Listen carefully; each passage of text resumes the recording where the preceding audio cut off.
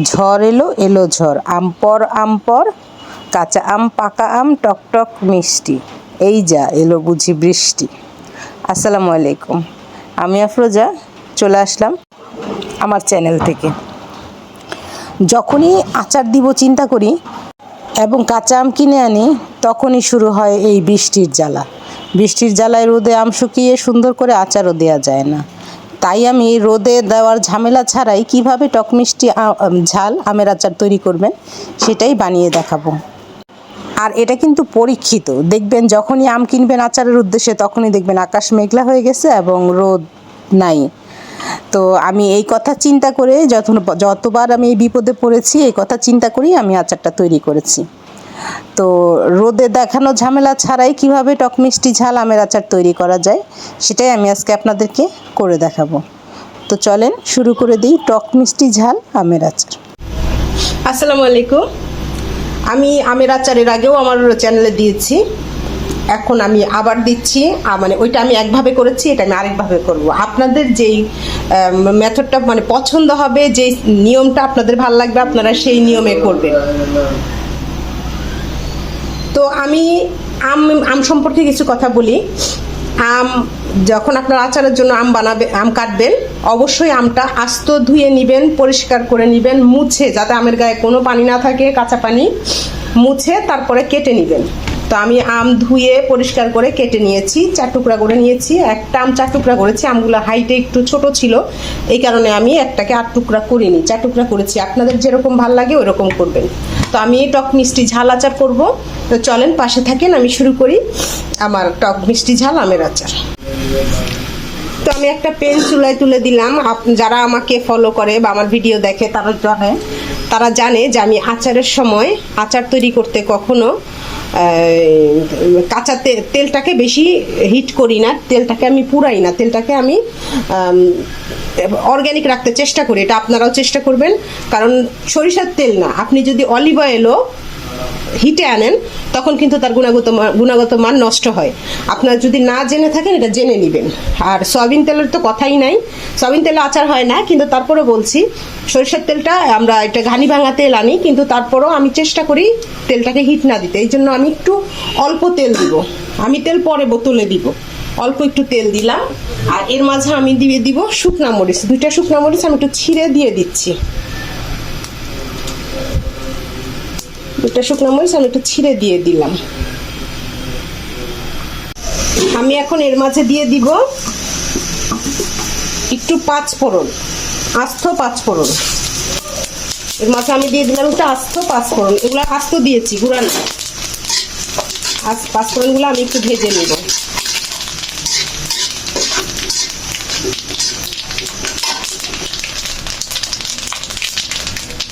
পাঁচফোড়নগুলো হতে হতে আগুনটা একেবারে কমিয়ে দিব। এর মাঝে আমি একটু দিয়ে দিব কালারের জন্য হলুদ, দিয়ে দিলাম হলুদ। এটা পুড়ে যাবে, আমি একটু ভিনেগার দিয়ে দিই, একটু ভিনেগার দিলে মশলাটা পুড়বে না। ভিনেগার দিয়ে দিলাম, যেটা আমি কম তেল ব্যবহার করেছি। ইচ্ছা করলে আমি কিন্তু এখানে সব তেল দিয়েও করতে পারতাম। আপনাদের যদি মন চায় আপনার আচারে ধরেন 1 পা তেল দিয়ে করলেন, পরবর্তীতে আবার তেল দিয়ে দিলেন, কিন্তু আমি তেল দিব না, কারণ আমি তেলটা আমার আচারটা অর্গ্যানিক রাখতে চাই। আমি মরিচ দিয়ে দিলাম, আমার টক মিষ্টি ঝাল করব, 2 চা চামচ দিয়ে দিলাম মরিচ। আর দিয়ে দিব লবণ, লবণ দিয়ে দিলাম বড় বড় করে 2 চা চামচ। আর এখন দিব একটু আদা রসুন বাটা, আদা রসুন বাটা আমি ডিপ থেকে দিয়েছি। এখন আমি দিয়ে দিলাম আদা রসুন বাটা। এখন আমি এটাকে একটু কষিয়ে নিব। তো আমি এখন একটু মশলাটা কষিয়ে নিব। আমার আসলে মশলাতে অ্যালার্জি আছে, আমি রান্না করতে গেলে আমার প্রচণ্ড অ্যালার্জি হয়, হাঁচি হয় আর কি, রান্না মশলায় অনেক অ্যালার্জি আছে। তো এটা খুব বেশি কষাকষির কোনো কিচ্ছু নাই। আমি এর মাঝে আমার যে কাটা আমগুলা ওগুলা দিয়ে দিব। আগুনটা কমিয়ে রাখবেন, একেবারে লো আগুন করে রাখবেন। আমি এর ভিতরে আমার আমগুলো দিয়ে দিলাম, সব আম দেওয়া হয়ে গেল। এখন আমি আমগুলো একটু ওলট পালট করে নিব। আমি আমগুলো একটু উলট পালট করে নিচ্ছি, একটু ওপর নিচ করে নিব। আর আচার অবশ্যই চুলার পাড়িয়ে দাঁড়িয়ে রান্না করবেন, আচার দিয়ে চলে যাবেন না, যেহেতু আমরা বেশি তেলে করতেছি না। খেয়াল রাখবেন আচার, আম এবং তেল মশলা ঘন্টার পর ঘন্টা পোড়ানোর কোনো মানে হয় না। এগুলো গরুর মাংস না, ঠিক আছে? এটা অর্গ্যানিকভাবেই রান্না করতে হবে। তো আমি এটা এখানে দিয়ে দিলাম, যেহেতু টক মিষ্টি ঝাল আচার, সেহেতু আমি এখানে একটু মিষ্টি ব্যবহার করব। এই মিষ্টিটা আমি কিভাবে ব্যবহার করব আমি দেখাচ্ছি। আমি একটা পাত্র নিয়ে নিলাম, এর মাঝে আমি তেল দিয়ে দিব। আমি একটা পাত্র নিয়ে নিলাম, এর মাঝে আমি চিনি দিয়ে দিব। আমি চিনি দিয়ে দিচ্ছি 2 কাপ। আমি আম নিয়েছিলাম 2 কেজি, আর চিনি দিয়ে দিলাম আমি 2 কাপ। এই যে 2 কাপ, আমি 2 কাপ চিনি দিলাম। 2 কাপ চিনি দিয়েছি। এখন আমি যতটুকু চিনি দিয়েছি ঠিক ততটুকু পানি দিব।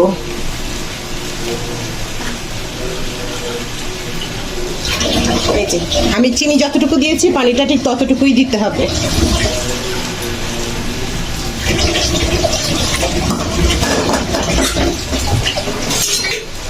এদিকে আমি চুলায় আঁচটা জেলে দিলাম, চুলায় আঁচ জেলে দিলাম। এখন আমার শিরাটা তৈরি হবে।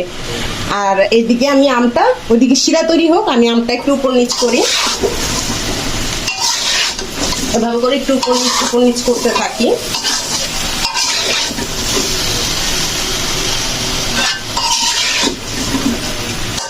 প্রয়োজনে শিরাটা আপনি আগে রেডি করে রাখতে পারেন। আমার তো একসাথে ইউটিউবে দেখাতে হয় বিধায় আমি 2টা একসাথে করতে গেছি। আপনারা ইচ্ছা করলে শিরাটা রেডি করে তারপর আমটা হাত দিবেন, ঠিক আছে? তা আমি একটু ভিনেগার দিয়ে দিচ্ছি, একটু সাদা ভিনেগার দিয়ে দিলাম। এখন আমি এটাকে আস্তে আস্তে করে একটু নাড়বো। টক মিষ্টি ঝাল আমের আচার, এটা আমি এর আগেও ভিডিও আপলোড দিয়েছি টক মিষ্টি ঝালে। ওইটা একভাবে করেছি, এটা আমি আরেকভাবে করছি। আপনাদের কাছে যেটা সহজ মনে হবে সেটা আপনারা করবেন। এদিকে আমি শিরাটা সিদ্ধ করছি, তো শিরাটা আমি রেডি করছি। শিরাটা একটু নেড়ে নিচ্ছি, দেখেন। শিরাটা তৈরি হলে আমরা শিরাটা ওখানে ঢেলে দিব। কারণ অনেক সময় চিনি, আমি যে আগেরটা করেছি সেখানে আমি চিনিটা আমের উপরে দিয়েছিলাম। ওইভাবেও করতে পারবেন।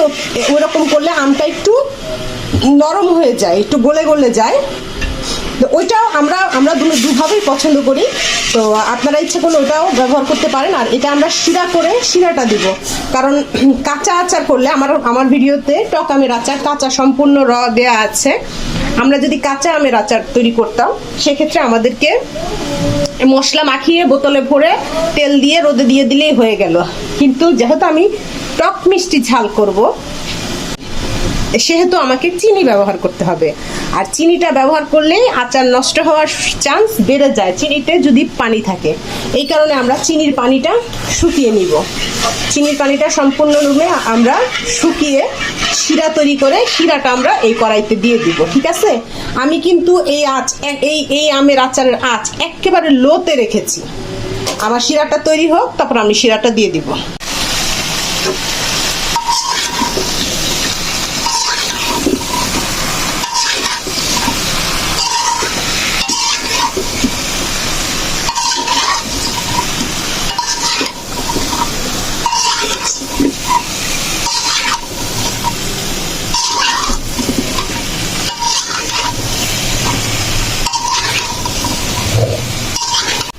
তো আমার চিনির শিরাটা দেখেন, চিনির শিরাটা বেশি ঘন করে ফেলবেন না, বেশি ঘন করে ফেলবেন না। বুঝবেন কিভাবে চিনির শিরাটা যা হয়ে গেছে আমি আপনাদেরকে দেখাচ্ছি। দেখেন, একটা ঘন ঘন একটা ভাব চলে আসবে, একটা ঘন ঘন একটা ভাব চলে আসবে। আর এভাবে একটু ঠান্ডা করে, গরম গরম ধরবেন না, হাত পুড়ে যাবে। এভাবে একটু ঠান্ডা করে একটু চিনি নেবেন, এভাবে নিয়ে এভাবে একটু দেখবেন যে আঠা লাগতেছে কিনা। বেশি ঘন করা যাবে না। আমরা এখন শিরাটা আর 2 মিনিটের মতো রেখে আমরা আমে দিয়ে দিব। তা আমরা আমের দিকে চলে আসলাম। আমটা ওইভাবে আমি একেবারে লো আছে, বেশি আঁচ দিইনি, একেবারে লো আছে আমি আমটা এখনও কষাচ্ছি।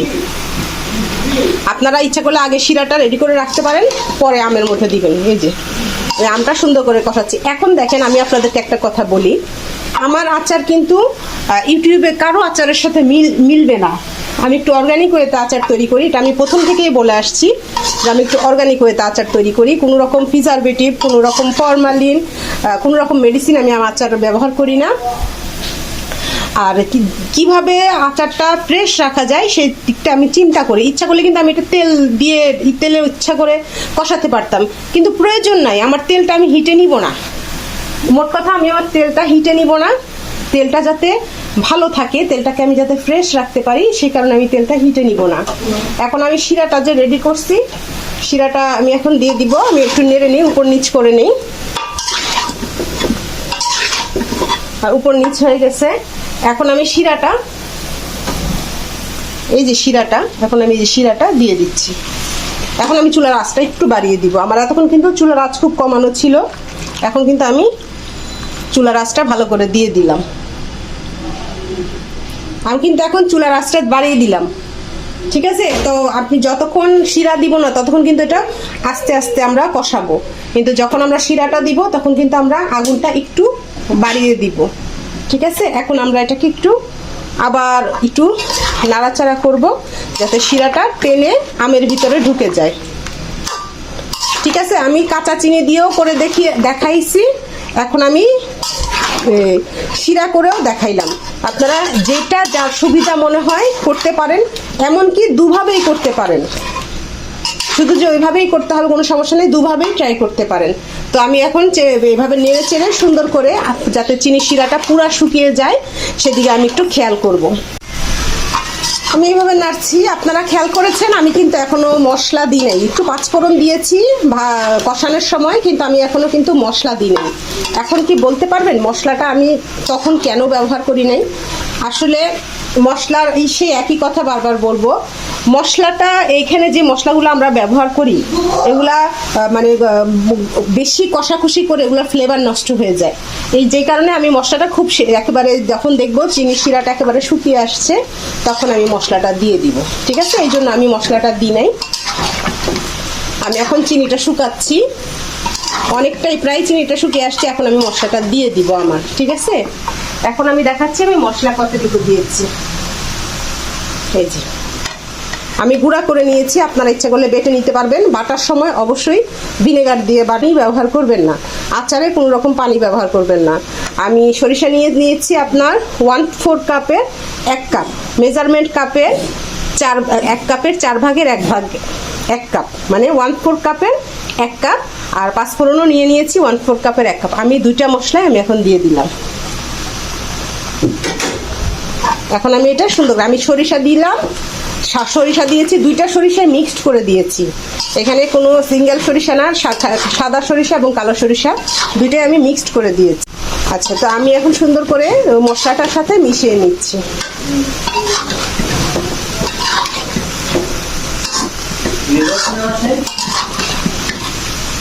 আপনারাও এভাবে চেষ্টা করবেন। আমি এভাবে করলে দেখেন আমি কিন্তু তেল ব্যবহার করিনি, এখন পর্যন্ত আমি তেল ব্যবহার করি নাই। আপনারা প্লিজ আমার ভিডিওটি লাইক কমেন্ট শেয়ার করবেন মানুষকে, যে শুধু আমি লাভবান হব তা না, অনেকেই দেখবে, অনেকেই জানবে যে অর্গানিক ওয়েতে আসলে কিভাবে আচার তৈরি করা যায়। এই জিনিসটা যাতে মানুষ জানতে পারে সেই সুযোগটা করে দিবেন, লাইক কমেন্ট শেয়ার করে দিবেন যাতে মানুষ দেখে। আমি এখনো কতটুকু তেল দিছি আপনারা দেখছেন, 1 কাপ তেলও আমি দিইনি। এখন পর্যন্ত আমার আচারটা দেখেন ভেঙেও যায়নি, ঘুরেও যায়নি, একেবারে অক্ষত অবস্থায় আছে। এখন আমি এটা সুন্দর করে এভাবে নাড়তে নাড়তে চিনিটা একেবারে শুকিয়ে আনবো, তারপরে বোতলে ভরে তেল ঢেলে দিব, কাঁচা তেল। কোনো কাঁচা তেল, সরিষার তেল কাঁচা খায়? আপনারা নলেজে ঢুকিয়ে রাখেন। এভাবে নেড়ে চেড়ে এখন কিন্তু আমার চুলায় ফুল আঁচ, এখন কিন্তু ফুল আঁচ। যখন চিনিটা দিবেন অবশ্যই ফুল আঁচ দিয়ে দিবেন, ঠিক আছে? অবশ্যই যখন চিনির ইটা দিবেন ফুল আঁচ দিয়ে দিবেন, কারণ এখন আমার চিনির পানিটা শুকিয়ে ফেলতে হবে। যদিও শিরা করে দিয়েছি, কারণ আমটা এতক্ষণ পানি পায়নি, সে কারণে সে তার গায়ের পানিটা ছাড়তে পারে নাই। যখন চিনির শিরাটা আমি দিয়েছি আম কিছু পানি ছেড়েছে তার শরীর থেকে, তো ওই পানিগুলা এবং চিনির পানিগুলা আমি শুকিয়ে ফেলবো।